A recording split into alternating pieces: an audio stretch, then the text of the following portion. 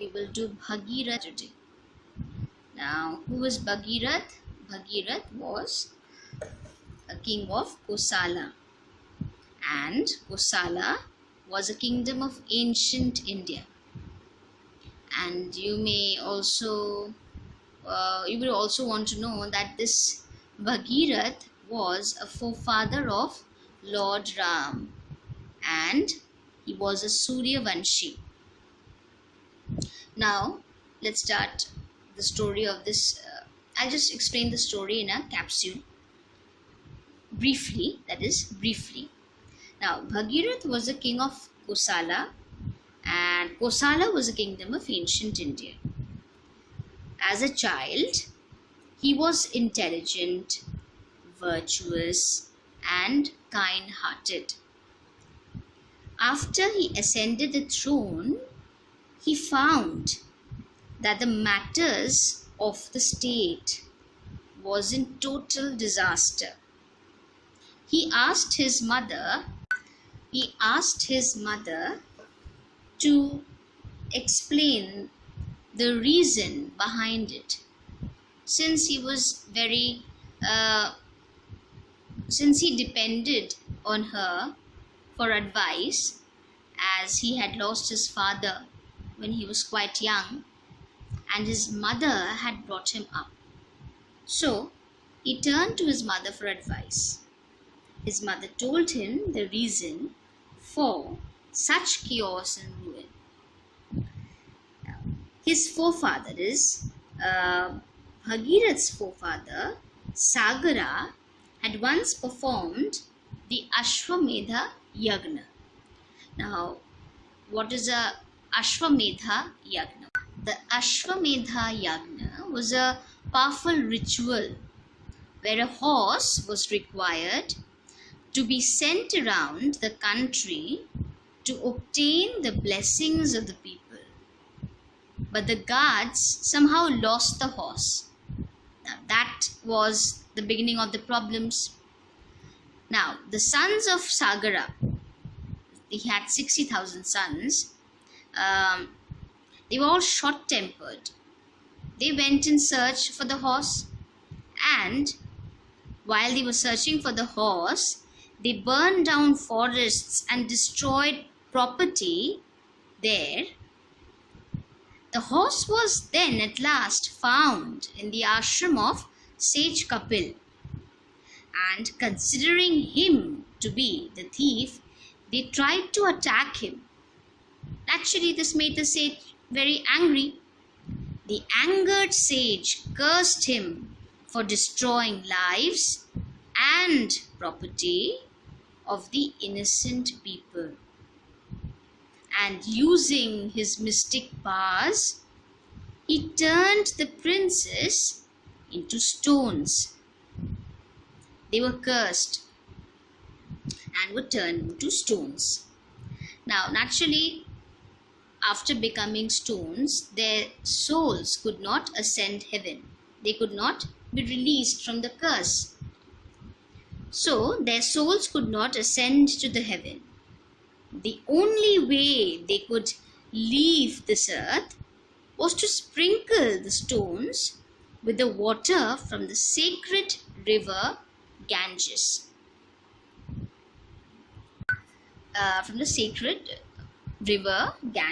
But Ganga flowed only in heaven.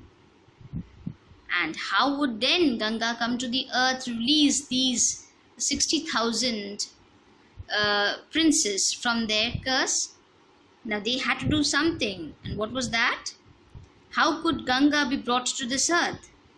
Doing severe penance and prayers to please gods and seek water from the sacred river as a boon was the only way to bring Ganga to the earth. Several generations of Kosala kings could not achieve this impossible task.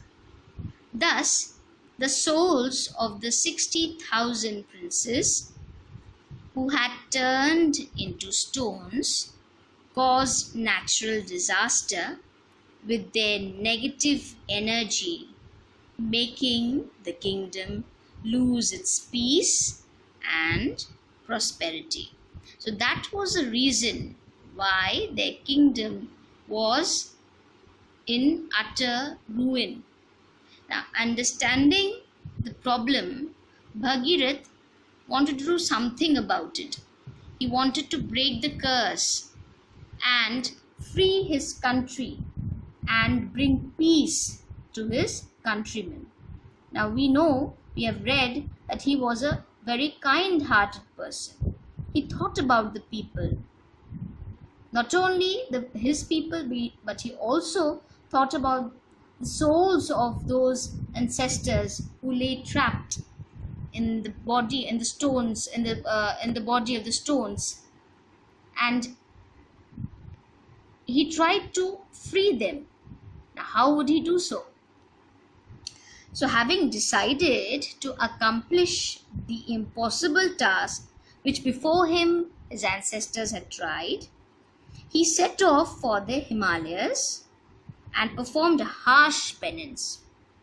What did he do? He continued his penance for many years, and after achieving the blessings of Brahma and Lord Shiva, he was able to bring Ganga upon the earth, and thus was able to free the souls of his ancestors.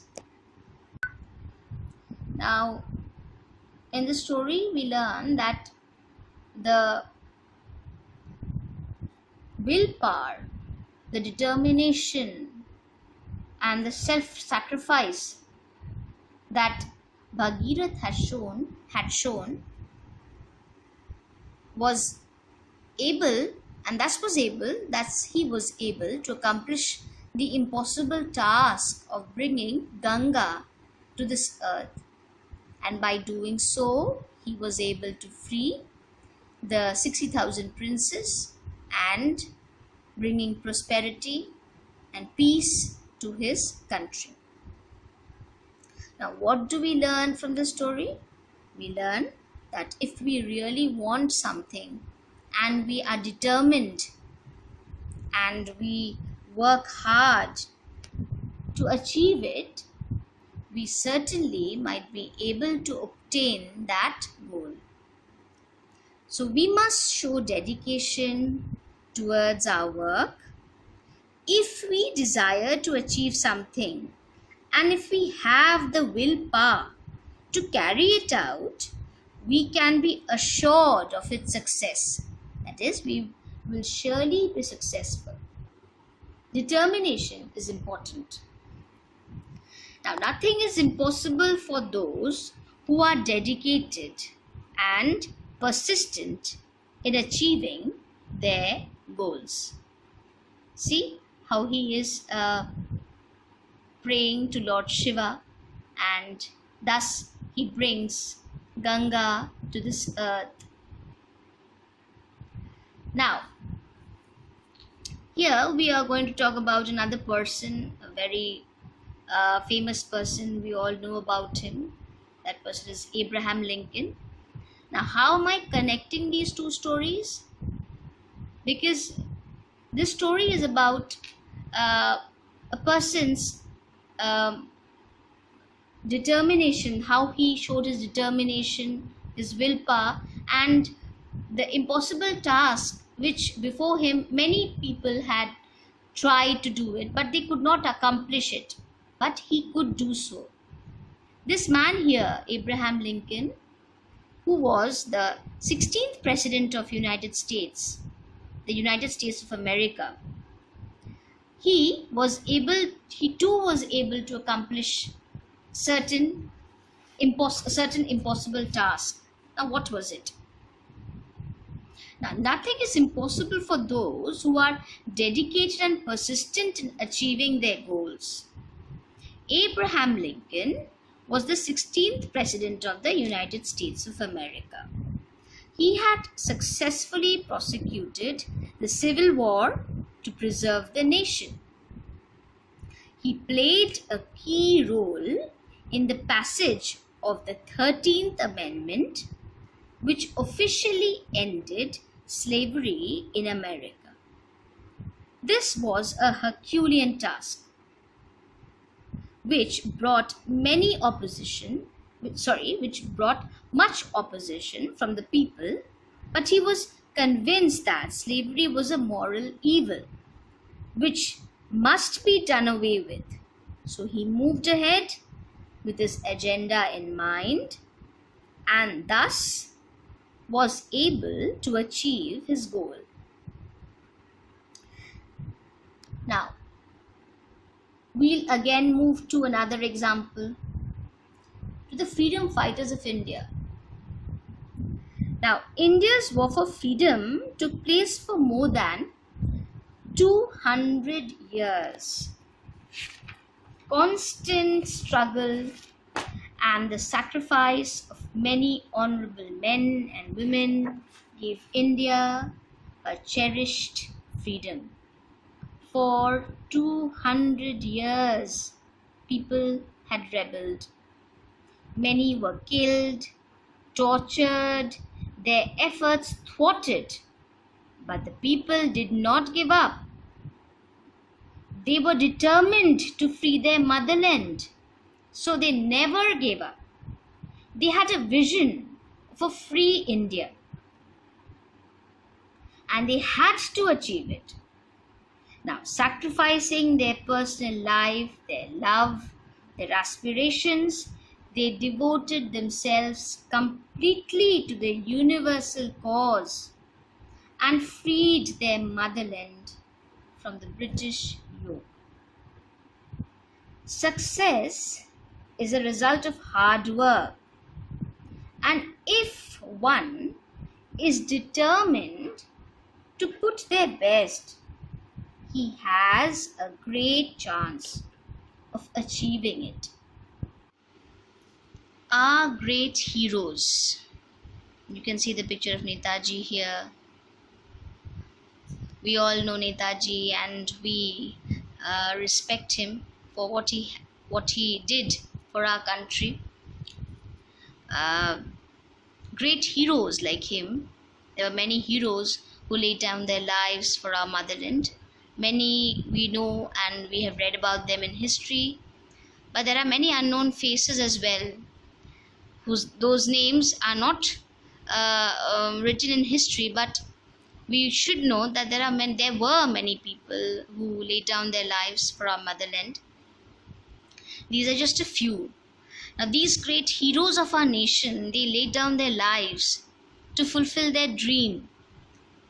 What was their dream? Their dream was to see India free. They wanted to breathe the fresh air of freedom. They wanted to see their motherland free from the shackles of the British rule. And to fulfill this dream, they went to great lengths. They knew that the task they had in hand was difficult, but they did not stop working towards that goal. They went to great lengths to fulfill their dream. Now, Bhageeratha or Lincoln or these the freedom fighters we're talking about, what did they have in common?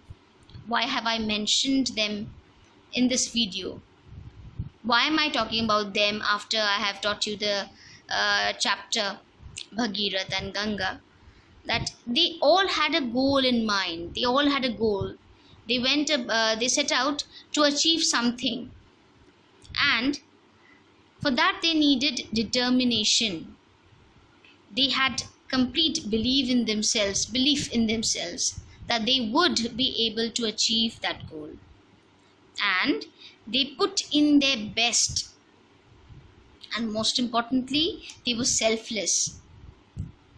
They gave more importance to their work at hand rather than themselves, and the result was quite fruitful.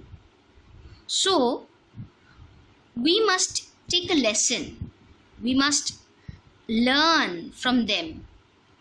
We too must work hard, and We must think about the means to achieve our goal. And if we do that, the path will definitely lead to our desired destination.